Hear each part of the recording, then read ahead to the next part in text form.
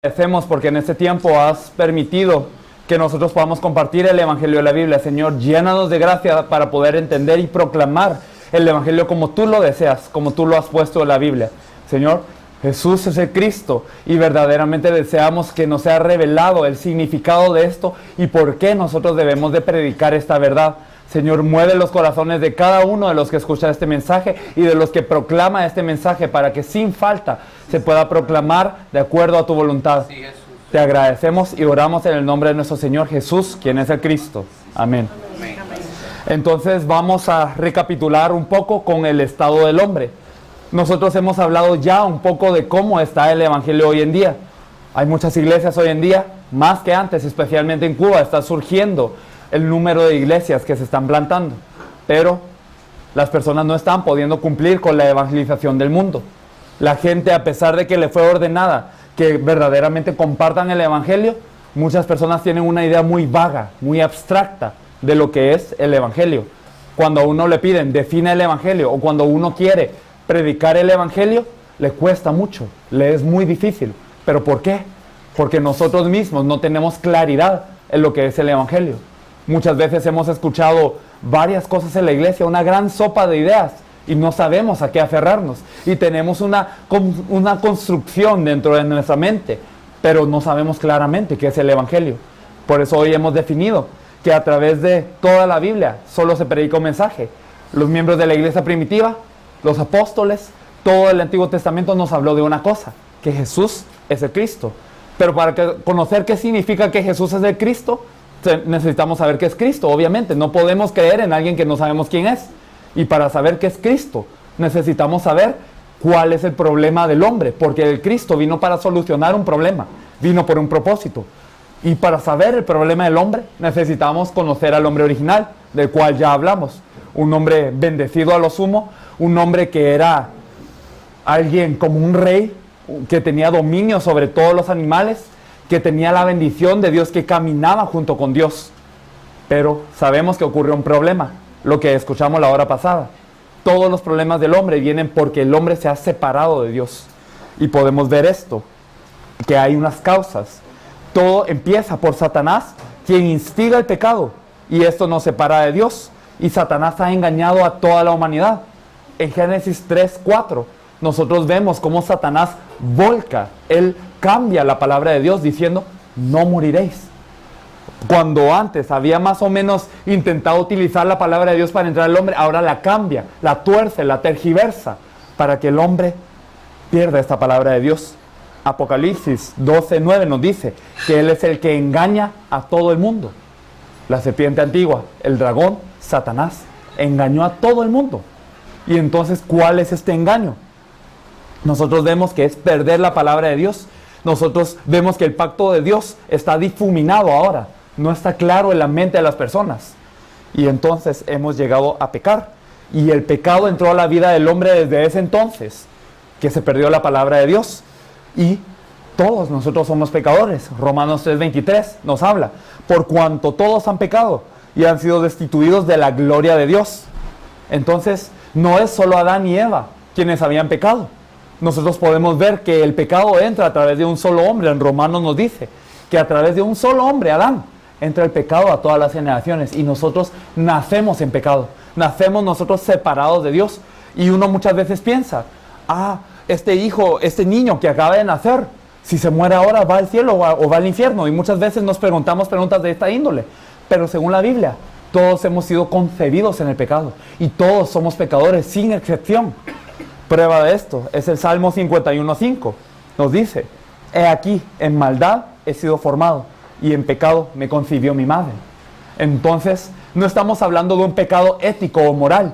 No estamos hablando de que este niño no se portó mal, o de que este se portó bien. Estamos hablando del pecado que Dios ve. Y el pecado que Dios ve es tan grave que puede separar a Dios y el hombre. Imagínense, el Dios todopoderoso, el Dios que todo lo tiene en sus manos, el Dios que creó los cielos y la tierra, no puede estar con el hombre por el pecado. Así de severo es el pecado de la vida del hombre. ¿Y cómo es que surgió el pecado? Satanás lo instigó. Y ahora, ¿cuál es el resultado del pecado? Es la separación del hombre y Dios. Si miramos Génesis 6:3, yo se los voy a leer. Génesis 6:3 nos cuenta. Y dijo Jehová, no contenderá mi espíritu con el hombre para siempre, porque ciertamente él es carne, mas serán sus días 120 años. Llegó un punto en donde el hombre llegó a pecar, y el hombre, cuando tiene pecado, Dios no puede estar con él. Como ya hemos escuchado, Dios es justo, Dios es un Dios de justicia, Dios es un Dios puro, y no se puede mezclar con el pecado. En el momento en el que el hombre pecador entra a la presencia de Dios, se muere. Por eso es que Dios se separó de él, se alejó de él, y el hombre quedó en un estado destituido, en un estado huérfano, en un estado en donde no está con Dios, un pez fuera del agua. Así que nosotros vamos a examinar un poco cómo es este estado, brevemente, para que nosotros nos demos cuenta de cuál es en realidad el problema del hombre. Porque muchos de nosotros aquí somos gente que ha dedicado su vida al Señor, gente que quiere darlo todo por el Señor, gente que ruega por las almas. Queremos salvar Mayabeque, Cuba. Yo creo que ninguno de ustedes no quiere salvarla, ¿verdad? Todos la queremos salvar. Pero ¿qué le vamos a compartir a la gente? ¿Qué nosotros vamos a decirles que es su problema? Nosotros primeramente tenemos que ver cuál es el estado de ellos, cuál es la verdad de ellos. Porque si nosotros no sabemos cuál es su estado, ¿qué respuesta le vamos a dar? Si nosotros mismos no reconocemos el estado de ellos, y no solo el de ellos, sino el de nosotros, como humanos, no vamos a saber darles una respuesta. Entonces, es como si nosotros tuviésemos una medicina que no sabemos para qué sirve. ¿La podemos entregar a alguien? No. Entonces, primeramente necesitamos hacer el diagnóstico de la gente. ¿Cómo están las personas? ¿Cuál es el estado del hombre hoy en día? Y luego vamos a hablar un poco acerca de la solución. Así que el hombre quedó separado de Dios. ¿Y qué pasó cuando el hombre quedó separado de Dios? Podemos ver Efesios capítulo 2, por favor. Efesios capítulo 2. Me gustaría que los buscásemos todos juntos. Los que no tengan Biblia, por favor, miren el que está al lado. Efesios capítulo 2, versículos 1 al 3.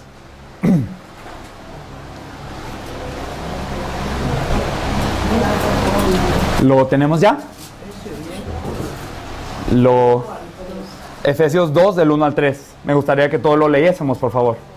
1, 2 y 3. Y Él os dio vida a vosotros, cuando estabais muertos en vuestros delitos y pecados, en los cuales anduvisteis en otro tiempo, siguiendo la potestad de este mundo, conforme al príncipe de la potestad del aire, el espíritu que ahora opera en los hijos de desobediencia, y en los cuales todos nosotros vivimos en otro tiempo, en los deseos de nuestra carne, haciendo la voluntad de la carne y de los pensamientos, y éramos por naturaleza hijos de ira, lo mismo que los demás. Entonces aquí vemos el estado del hombre que se ha separado de Dios. Primeramente en el versículo 1 nos dice que estábamos muertos en nuestros delitos y pecados. Y esto es lo que nosotros podemos ver que ocurre con el hombre. Queda separado de Dios y cae en muerte. ¿Y por qué cae en muerte? ¿Por qué está separado de Dios? Lo hemos reiterado, por el pecado. ¿Y quién causó el pecado? Satanás. Y entonces estamos en un estado, ¿cómo? Vamos a regresar a este versículo luego, pero me gustaría que buscásemos Juan 8:44. Juan capítulo 8, versículo 44.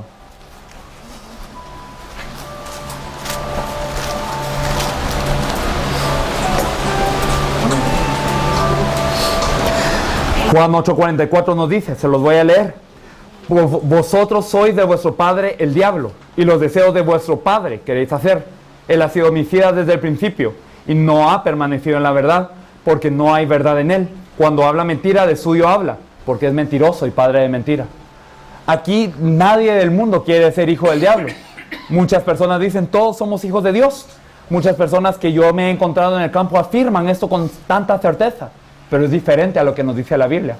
Jesús mismo en este tiempo decía, vosotros sois de vuestro padre el diablo. Quiere decir que cuando nosotros nos hemos separado de Dios, cuando el pecado por la obra de Satanás ha causado una división entre nosotros y nuestro Dios, no es que quedemos hijos de Dios, no es que quedemos en un área gris, sino quedamos hijos del diablo, como lo hemos confirmado aquí. Y los deseos de nuestro Padre hacemos. Primera de Juan 3:8 nos dice que el que practica el pecado es del diablo, y todos somos pecadores. Entonces, todos somos del diablo también. Este es el estado en el que está el hombre, que ha perdido esta relación con Dios. Y entonces, ¿qué hace el hijo del diablo? ¿Qué es lo que vuelve a hacer? ¿En qué estado está? En Colosenses 1:13 nos dice que Él nos ha trasladado del reino de las tinieblas al reino de su amado Hijo. Y entonces, ¿en dónde están todas las personas que no han podido creer en este Hijo? En el reino de las tinieblas.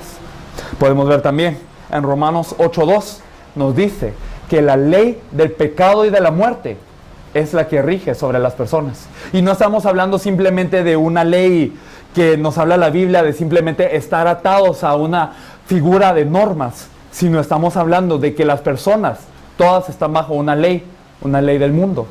Ustedes como cubanos están regidos por la ley cubana. Yo como coreano estoy regido por la ley coreana. Aunque yo esté en Cuba, yo pertenezco a la ley coreana. Y las personas que están en este mundo, por más benevolentes, por más buena gente, por más sabios que sean, por más dedicados que sean, por más que vengan a la iglesia, están regidos por la ley del pecado y de la muerte. Es decir, esto es algo que se opera sobre ellos constantemente. ¿Y qué es lo que hacen estas personas que están bajo la ley del pecado y de la muerte? En Efesios 2, versículo 2, nosotros vimos que ellos siguen la corriente del mundo. Y el príncipe de la potestad del aire opera sobre ellos. ¿Y qué es la corriente del mundo? Muchos latinos o muchas personas de la iglesia malinterpretan esto, que simplemente es escuchar la música mundana, que es fornicar, que es tomar, que es drogarse, que es hacer acciones ilícitas. Pero en realidad, ¿qué es la corriente del mundo? Satanás, ¿a qué nos está llevando? Nosotros recordamos que el objetivo de Satanás era, en Juan 10:10, hurtar, matar y destruir. Y todo lo que Satanás pueda causar para crear esto, él lo hace. O sea que si él puede hurtarnos la bendición de Dios, que si él puede matarnos para que quedemos destruidos de Dios, y si nosotros podemos quedar destituidos y destruidos, Satanás lo da. Y ha creado un sistema en el mundo, ha creado formas en el mundo para que nosotros nos dediquemos a esas cosas. Por ejemplo, muchas personas en Latinoamérica enfatizan la familia, y que mi familia es buena, y que yo tengo que tener un hogar, e incluso ministros que confiesan, si yo no tuviese una buena familia, yo no podría estar haciendo el ministerio, yo no sería de ejemplo a las personas. Y es cierto, hasta cierto punto. Pero verdaderamente hay un punto en donde nosotros nos enfocamos tanto en la familia, tanto en el amor, tanto en nuestra sociedad, tanto en nuestra comunidad, tanto en la salud personal, que perdemos verdaderamente a Dios. Llegamos a pensar tanto en la familia que Dios es menos importante que eso. Así que seguimos las corrientes del mundo, que el príncipe de la potestad del aire se ha hecho. Y es lo mismo con el dinero, y es lo mismo con la salud, y es lo mismo con el éxito. Y todas las cosas buenas en el mundo pueden fungir a beneficio de Satanás, porque nos dice que él se disfraza de ángel de luz. Y él no tiene miedo de utilizar las cosas que nos parecen buenas para engañarnos. ¿Y cuál es su objetivo? Que quedemos separados de Dios, bajo esclavitud de él. No solo somos hijos de Satanás ahora, sino somos esclavos, porque tememos a la muerte. Y pensamos que vamos a hallar la felicidad si seguimos estas corrientes del mundo, si tenemos una buena familia, si nosotros tenemos buenos hijos y si tenemos una armonía en la iglesia. Pero en realidad no es verdad. Necesitamos encontrarnos con Dios, pero nosotros no lo sabemos. Y así está la mayoría de las personas. Prosiguiendo con este punto. Entonces, si nosotros vivimos de esta manera, ¿qué podemos ver que ocurre? Jeremías 2, del 11 al 13, por favor. Jeremías capítulo 2, del 11 al 13. ¿Voy muy rápido quizás? No. ¿No? Estamos bien, ok. Jeremías 2, del 11 al 13.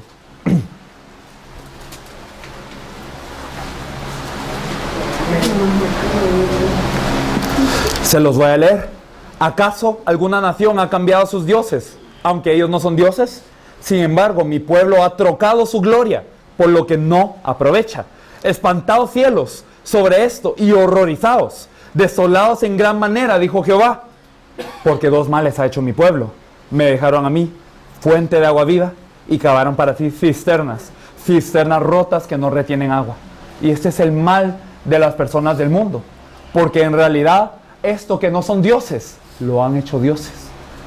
Y estas cosas nos dice en el versículo 12 que son tan graves para espantar al cielo, horrorizar al cielo. ¿Por qué? Porque verdaderamente hemos hecho dos males. Hemos pensado que sin Dios podemos vivir y hemos seguido otras cosas. Y ese es el estado de las personas que están lejos de Dios. Y entonces, ¿qué es lo que ocurre? Dios derrama la ira sobre ellos, porque Dios es un Dios de justicia. Dios es un Dios que no puede faltar a su promesa, porque Él prometió, ciertamente morirás, y todos los castigos de la Biblia los prometió sobre aquellos que no estén con Él. Y entonces en Efesios 2:3 nos dice que nosotros seguíamos los pensamientos y la carne, y entonces éramos por naturaleza hijos de ira. ¿Qué quiere decir? Hijos sobre los que Dios derrama toda su ira, sobre los que Dios castiga, porque no estamos con Él y no estamos verdaderamente bajo su voluntad buena. Y entonces somos lo mismo que los demás. Y antes éramos así, y así está todo el mundo. Este es el estado del hombre. Me gustaría que leyéramos todos juntos Romanos 1, del 18 al 32, por favor. Romanos capítulo 1, del 18 al 32.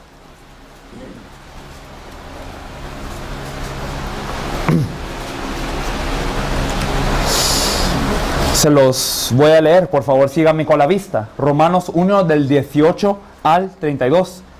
Porque la ira de Dios se revela desde el cielo contra toda impiedad e injusticia de los hombres que detienen con injusticia la verdad. Porque lo que de Dios se conoce les es manifiesto, pues Dios se lo manifestó. Porque las cosas invisibles de Él, su eterno poder y deidad, se hacen claramente visibles desde la creación del mundo, siendo entendidas por medio de las cosas hechas, de modo que no tienen excusa. Pues habiendo conocido a Dios, no le glorificaron como a Dios, ni le dieron gracias, sino que se envanecieron en sus razonamientos y en su necio corazón fue entenebrecido. Profesando ser sabios, se hicieron necios y cambiaron la gloria del Dios incorruptible en semejanza de imagen corruptible, de aves, de cuadrúpedos, de reptiles, por lo cual también Dios entregó a la inmundicia en las concupiscencias de sus corazones, de modo que deshonraron entre sí sus propios cuerpos, ya que cambiaron la verdad de Dios por la mentira, honrando y dando el culto a las criaturas antes que el Creador, el cual es bendito por los siglos. Amén. Por esto Dios les entregó a las pasiones vergonzosas, pues aún sus mujeres cambiaron el uso natural por el que es contra naturaleza. Y de igual modo también los hombres, dejando el uso natural de la mujer, se encendieron en su lascivia, unos con los otros, cometiendo hechos vergonzosos, hombres con hombres, y recibiendo en sí mismos la atribución debida a su extravío. Y como ellos no aprobaron tener en cuenta a Dios, Dios los entregó a una mente reprobada para hacer las cosas que no convienen, estando atestados de toda injusticia, fornicación, perversidad, avaricia, maldad, llenos de envidia, homicidios, contiendas, engaños y malignidades, murmuradores, detractores, aborrecedores de Dios, injuriosos, soberbios, altivos, inventores de males, desobedientes a los padres, necios, desleales, sin afecto natural, implacables, sin misericordia, quienes, habiendo entendido el juicio de Dios, que los que practican tales cosas son dignos de muerte, no solo las hacen, sino que también se complacen con las que los practican. Este es el estado del hombre. Todas esas cosas que nosotros vemos son la manifestación, son verdaderamente el resultado de estar separados de Dios, de no reconocer a Dios en la vida. Y verdaderamente aquí nos dice en el versículo 21, pues habiendo conocido a Dios, no le glorificaron como a Dios, ni le dieron gracias, sino que se envanecieron en sus razonamientos. Y este es el estado del hombre. Todos los problemas vienen porque no estamos con Dios. Estamos separados, desconectados, divididos de Dios. Y así está el hombre, con todo este estado que hemos leído aquí. Y por eso viene el problema del corazón de la mente. Y hemos leído ya algunos versículos en esto. Génesis 6:5, que nos dice que los pensamientos del hombre son de continuo solamente el mal. En Romanos 8, del 6 al 7 nos dice, porque el ocuparse de la carne es muerte, pero el ocuparse del espíritu es vida y paz. Por cuanto los designios de la carne son enemistad contra Dios, porque no se sujetan a la ley de Dios, ni tampoco pueden. Así es la carne, así es vida el hombre, vive según la carne y no se puede sujetar a Dios. Con la carne no puede llegar uno a Dios, según la palabra de Dios. Mateo 15, del 19 al 20 nos dice, porque del corazón salen los malos pensamientos, y estos son los que contaminan al hombre. Jesús lo dijo, y esto es algo que nosotros reconocemos muy bien, que del corazón son los malos pensamientos del hombre. Y así está el hombre, su corazón está lleno de angustias, lleno, hastiado de males. Y entonces lo que sale de la boca del hombre, ¿qué es? Solo males. solo sale el mal, el odio. Y entonces nosotros muchas veces en la iglesia decimos, se tiene que llevar bien con su hermano, amémonos los unos a los otros, sea cuidadoso con el prójimo. Pero ¿saben qué? La naturaleza del hombre separado de Dios es así. Así es natural el hombre. ¿Y cómo son las palabras de este hombre que por naturaleza tiene los males en su corazón? El Salmo 55:21 nos dice, los dichos de su boca son más blandos que la mantequilla, pero guerra hay en su corazón. Suaviza sus palabras más que el aceite, mas ellas son espadas desnudas. Hablamos muy bien, nos aparentamos muy bien.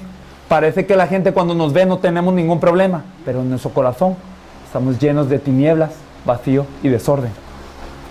Mateo 11:28, Jesús dice, venid a mí todos los que estáis trabajados y descansados y cargados, y yo os haré descansar. Trabajados y cargados están todos en el mundo, porque están cansados ya de lidiar con un mundo, de labrar la tierra, de verdaderamente vivir un mundo en el que ellos prosiguen algo y no encuentran la paz. Y ellos no caen en cuenta que verdaderamente Dios los está llamando, que Dios envió una solución. Así que empiezan todos los problemas del hombre así. Luego vemos que cae el juicio. Hebreos 9:27 nos dice que verdaderamente hay un juicio después de la muerte. Mateo 25:41 nos dice, apartados de mí, malditos, al fuego eterno preparado para el diablo y sus ángeles, por cuanto son hijos del diablo. O sea que nosotros no vamos al infierno simplemente por hacer malas obras. Es que nosotros ya somos hijos de Satanás. Y si somos hijos de Satanás, vamos a donde va nuestro padre, que es el diablo. El fuego eterno preparado para él. Y así está el hombre. Y no termina en eso, simplemente. Si yo me muriera después de haber vivido una vida como un infierno y luego voy a un infierno eterno, tal vez estaría bien. Pero en realidad hay una cosa más que resulta. En Génesis 3:20 ya lo hemos leído.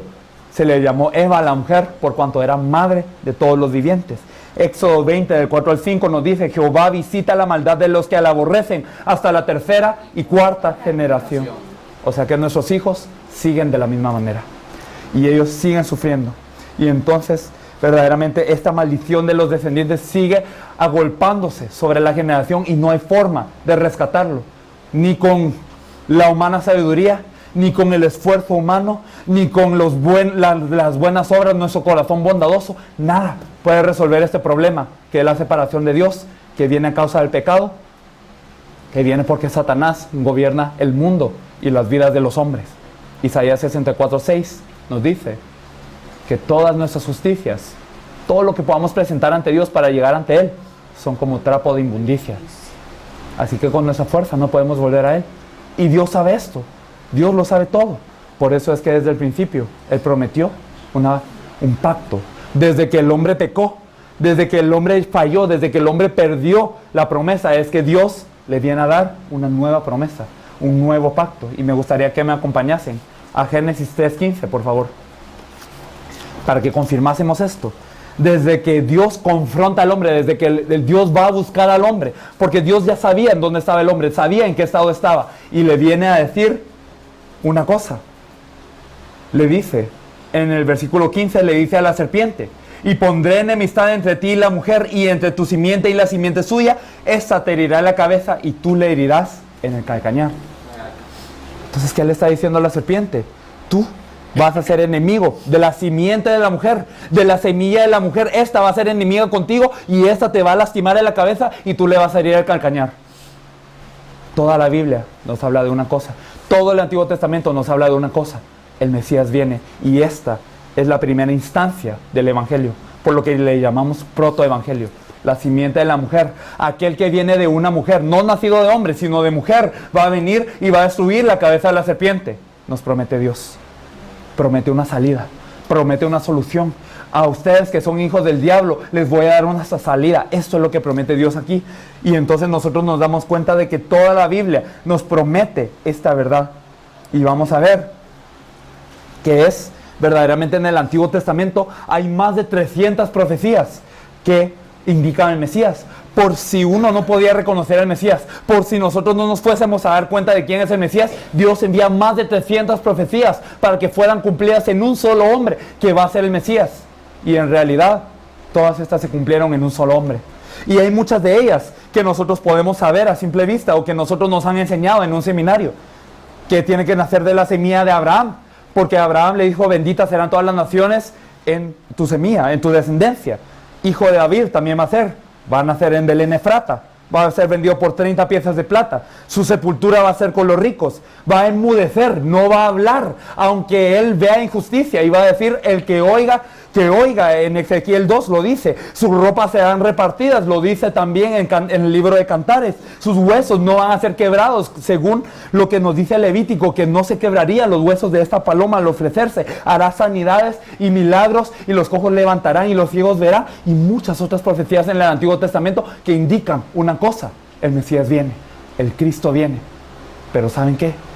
Todas esas cosas se cumplieron acerca de él, pero estas las podía hacer alguien más. Muchos habían del linaje de Abraham y de David. No por nacer de David y de Abraham uno era el Cristo. O muchos podían nacer en Belén, pero no por nacer en Belén eran el Cristo. Otros esclavos podían ser vendidos a 30 piezas de plata. Muchos cargaron una cruz. Muchos fueron sepultados con los ricos. Muchos fueron repartidos en sus ropas. Muchas cosas ocurrieron. Pero hay tres que verdaderamente nos definen, que son inigualables, que son irrefutables y que nadie más puede hacer para venir como el Cristo. Y yo les voy a decir unas de estas. Primero, como lo vimos en Génesis 3:15, tenía que nacer de una virgen.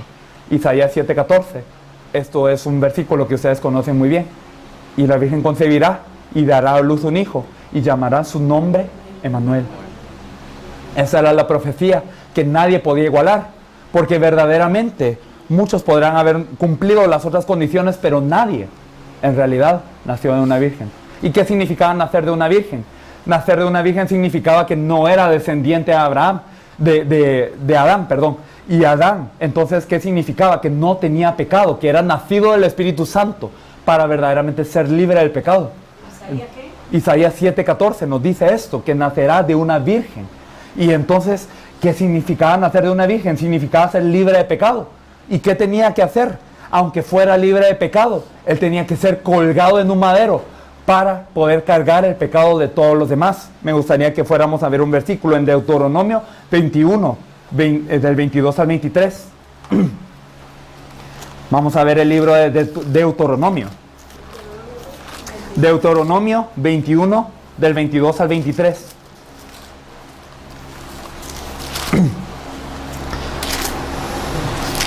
Me gustaría que me acompañaran con su vista, si ya lo tienen.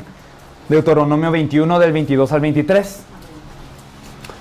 Nos dice: entonces todos los hombres de su ciudad lo apedrarán y morirá. Así quitarás el mal de en medio de ti, y todo Israel oirá y temerá. Si alguno hubiere cometido algún crimen digno de muerte, y lo hicieres morir, y lo colgares en un madero, no dejaréis su cuerpo pase la noche sobre el madero, sin falta lo enterrarás el mismo día, porque maldito por Dios es el colgado, y no contaminarás tu tierra que Jehová tu Dios te da por heredad. Desde hace muchos años atrás se profetizó que el que tenga un pecado digno de muerte va a ser colgado en un madero, pero sin pecado alguno, el que no conoció el pecado, cargó este madero, cargó esta cruz por nosotros. Y nosotros vemos que esto nadie lo puede hacer, porque cualquiera podría cargar una cruz, cualquiera podría ser crucificado, pero todos son pecadores, y el pecador no puede pagar por el precio de los demás pecadores. ¿Por qué? Porque su muerte es para paga propia de su pecado, pero él no tenía por qué morir. Jesús no tenía por qué morir porque él es justo, pero él, sin embargo, cargó el pecado de toda la humanidad y fue a cargar este madero, siendo condenado por la paga de nuestro pecado. Y por último, la profecía que no se puede igualar, que el Mesías tenía que cumplir, es de ser resucitado. Salmo 16:10 es un salmo que nosotros conocemos muy bien, que nos dice: no permitirás que tu santo vea corrupción. Es decir, que verdaderamente Dios no iba a permitir que este hombre, que este Mesías estuviera a la muerte, sino lo iba a vindicar, lo iba a levantar, lo iba a resucitar. Y todo esto, esos tres que nadie puede igualar, fueron cumplidos en un solo hombre. Mahoma, Buda, Sócrates, solo uno, Jesús, y por eso Él es el Cristo. Y entonces, ¿qué significa que es el Cristo? Habíamos hablado de que Él es el ungido y viene a cumplir verdaderamente los oficios que tenía que venir a cumplir el Cristo, que eran el del rey, los profetas y los sacerdotes. para darles una explicación ya algo breve. ¿Qué hacían los reyes? Los reyes eran reyes guerreros en el Antiguo Testamento. Si nos fijamos, hoy muchas veces nosotros pensamos que los reyes eran reyes que simplemente se quedaban en su trono, pero no. Es que los reyes del Antiguo Testamento que tenían Israel eran reyes que libraban batallas, libraban guerras. Ellos destruían al gentil y protegían al pueblo de Israel, pero ninguno de estos reyes pudo venir a destruir al verdadero enemigo de la humanidad, que es Satanás, el usurpador de este mundo. Pero Zacarías 9:9 nos promete a un rey, y me gustaría que lo viésemos. Zacarías 9:9.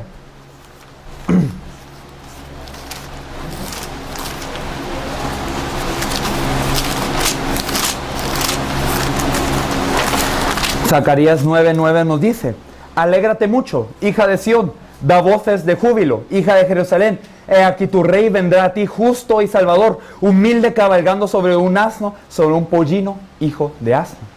O sea que desde el Antiguo Testamento ya estaba profetizado que vendría un rey verdadero para destruir la cabeza de Satanás, como vimos en Génesis 3:15, y herirá la cabeza de la serpiente. Destruirá a Satanás completamente como verdadero rey de reyes y señor de señores. Vino él. Podemos ver también en el Salmo 110:4 que vendría según la orden de Melquisedec un sacerdote verdadero. Porque los sacerdotes, ¿para qué existían? ¿Los sacerdotes de qué se encargaban? Los sacerdotes eran aquellos que, aparte de darle el culto a Dios, ellos daban ofrenda de sangre para perdonar el pecado del pueblo. Pero ningún sacerdote lo podía eliminar de una manera completa. ¿Por qué? Porque la sangre de los corderos y de los machos cabríos era carente, le faltaba para poder expiar el pecado de la persona. Entonces era de una vez, un uso, era desechable esta expiación. Por lo que si yo pecaba y luego ofrecía una ofrenda, y si volvía a pecar, otra vez tenía que ir ofrendando. Entonces no se terminaba el pecado, ningún sacerdote podía expiar ese pecado. Pero verdaderamente vino uno que nos convenía que viniere a la orden de Melquisedec para verdaderamente cumplirlo todo. Porque él con una sola ofrenda hizo perfectos para siempre a los santificados, dando su propia sangre. No solamente él fue el sumo sacerdote, sino también él fue la ofrenda perfecta ante Dios para poder liberarnos de todo el pecado que nos separa de Dios. Así que nos dice Marcos 10:45, que él no vino para ser servido, sino para servir y dar su vida en rescate por muchos. Y finalmente, ¿qué hacían los profetas? Los profetas estaban encargados de poder ser un intermediario, un puente entre Dios y el hombre, porque Dios en un punto le daba la palabra solo a los profetas para que el profeta los anunciara al pueblo, pero ningún profeta del Antiguo Testamento podía reunir al pueblo y a Dios. Ninguno lo hacía. Es más, habían profetas que hablaban de bendición para Israel cuando Dios quería que Israel se arrepintiese. No muy diferente a los pastores de hoy. Pero entonces los profetas no podían abrir un camino para que las personas se encontrasen con Dios. Pero Él vino, no solo a compartir la palabra, Él vino como la palabra en sí. Él es el verbo verdaderamente hecho carne, y Él vino como el verdadero profeta que abrió el camino para que nos encontremos con Dios. Amén. Hebreos 10, del 19 al 20, que nos dice que verdaderamente Él en la cruz rasgó su carne, y rasgó el carne, y ¿cuál era su carne? Era el velo. Era un velo que nos estaba separando de Dios, pero al partir su carne, Él partió este velo para que nosotros cualquiera ahora tengamos camino libre, osadía para poder entrar con Dios. Ahora tenemos un camino libre para entrar con Dios. Por eso Jesús dice: yo soy el camino, yo soy la verdad, yo soy la vida. Nadie viene al Padre sino por mí. Así que Jesús se encargó de ser Cristo, el Mesías, el ungido. O sea que esta respuesta que Dios había profetizado desde el Antiguo Testamento se vino a cumplir en el Nuevo Testamento. Y esto ya lo sabíamos, podrán decir algunos de ustedes. Pero piénselo bien. Verdaderamente en el Nuevo Testamento nos dice, como lo vimos en Juan 20:31, y estas se han escrito para que creáis que Jesús es el Cristo, el Hijo de Dios, y para que creyendo tengáis bien en su nombre. Estas se han escrito para esto. Estas. O sea que Dios se tomó el trabajo de que verdaderamente el Antiguo Testamento y el Nuevo Testamento fueron escritos por una razón: para revelarnos a Jesús como el Cristo. O sea que esto no es algo simple, no es algo que ya me enseñaron, no es algo que ya porque sí, no. Es que verdaderamente el estado del hombre es tan severo que Dios mismo tiene que venir a la carne a poder no solo morir, no solo padecer, sino resucitar también y ascender, y que toda la Biblia se escriba para contarnos de Él, para que el hombre lo sepa. Así de importante es el Mesías en la vida de todas las personas creyentes. Entonces, Jesús es el Cristo y por eso es el núcleo del Antiguo y del Nuevo Testamento. Él es el centro de todo. Y no solo el centro, Él es el todo. Él es el alfa y es el omega. Él es el principio y Él es el fin. Todos los misterios de la ciencia y la sabiduría están en Él concentrados. Pero nosotros lo hemos dejado atrás por predicar de otras cosas. Porque parece que se me va a ir la gente. Parece que la iglesia necesita paz. Y parece que la iglesia necesita conocer a un Juan el Bautista, o Elías, o Jeremías, o alguno de los profetas. Pero si nosotros en realidad reconocemos cuál es el estado del hombre, como se los habíamos explicado, un estado desolado completamente, lejos de Dios, pecador e hijo de Satanás, no hay otro mensaje que compartir. Porque ¿acaso el mensaje de amor les va a dar vida a ellos? ¿Acaso el mensaje de fraternidad le va a dar vida a ellos? ¿Acaso el mensaje de ven a mi iglesia y ofrenda va a darles vida a ellos? No, lo único que les puede dar vida, lo único que los puede reunir con Dios es Jesús el Cristo. Él vino a resolver todos los problemas de la vida. Y si resuelve estos tres problemas, en realidad todos los problemas que se derivan de esos tres problemas también son resueltos. Así que verdaderamente Él es el núcleo de la Biblia. Y entonces nosotros vemos que Él es el núcleo de toda la Biblia, pero hay una cosa más. Él nos prometió una cosa a la que nos tenemos que aferrar. Él no solo vino a como el Cristo y ya hagan lo que quieran, sino nos dio una encomienda más. Verdaderamente que nosotros creamos que Jesús es el Cristo, que lo sepamos, y nos encargó una cosa, porque Él viene de nuevo. Hechos 1:11 nos dice: varones galileos, ¿qué hacéis mirando al cielo? Este mismo Jesús, quien habéis visto subir al cielo, vendrá así como le habéis visto ir. Eso es lo que nos dice. ¿Y cuándo es que ocurre esto? Mateo 24:14. Este evangelio del reino será proclamado a todas las naciones como testimonio, y entonces vendrá el fin. Entonces, como nosotros no hemos entendido el evangelio de la Biblia muchas veces, no lo hemos entendido, tampoco hemos podido hacer el evangelismo correctamente, tampoco hemos podido llegar a cumplir la comisión del Señor, que es la evangelización mundial, que todos la queremos hacer, pero no la hemos podido hacer porque no hemos entendido este evangelio de la Biblia. Y si a alguien hoy en ese lugar verdaderamente le he revelado esto, Dios lo va a utilizar como punto central para poder evangelizar a Mayabeque, a toda Cuba y a todo el mundo.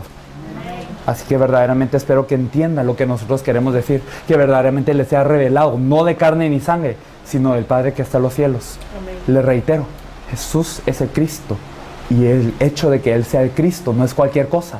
Él viene a solucionar todos los problemas de la vida. El problema de la vida, ¿cuál es? Estar separado de Dios. ¿Y el camino para regresar a Dios cuál es? Jesús es el Cristo. Y si estamos con Dios, ¿hay algún problema acaso? ¿Será que entonces me va a caer $1 billón de pesos ahora cuando yo acepto a Jesús como el Cristo? No. ¿Y será que se me va a sanar la enfermedad si yo acepto a Jesús como el Cristo? No. ¿Y será que se me resuelve la familia si yo acepto a Jesús como el Cristo? No. Pero verdaderamente todas esas cosas no tienen relevancia cuando yo estoy con Dios. Y cuando me he encontrado con Dios verdaderamente a través de Jesús como el Cristo, disfruto una bendición como el de la samaritana. Y de esto vamos a hablar un poco después, mañana. Así que me gustaría que pudiésemos recordar estos dos puntos: el estado del hombre y el Mesías, el Cristo. Que Dios se tomó todo el trabajo de darnos esta Biblia tan gruesa para explicarnos solo un punto: que Jesús es el Cristo. Así de importante es. Espero que eso les sea revelado y que verdaderamente Dios dé gracia en sus corazones para que no solo se puedan salvar ustedes y toda su familia, sino toda Cuba y todo el mundo. Que ustedes sean elegidos como atalayas y que verdaderamente Dios los haya levantado como real sacerdocio y como verdaderamente estos profetas que pueden anunciar las virtudes de aquel que los llamó de las tinieblas a su luz admirable. Amén. Vamos a orar. Dios Padre, te agradecemos porque en este tiempo has permitido que se comparta verdaderamente cuál es el estado del hombre y cuál es la respuesta a esto, que es el Mesías, el Cristo. Señor, verdaderamente el conocimiento del Mesías no es algo simple, sino Él es la respuesta perfecta a toda la humanidad. Él es la respuesta de Dios para el problema del hombre, cualquiera que sea, Señor, porque nosotros estábamos separados de ti. Estábamos dentro del pecado y estábamos en Satanás, Señor.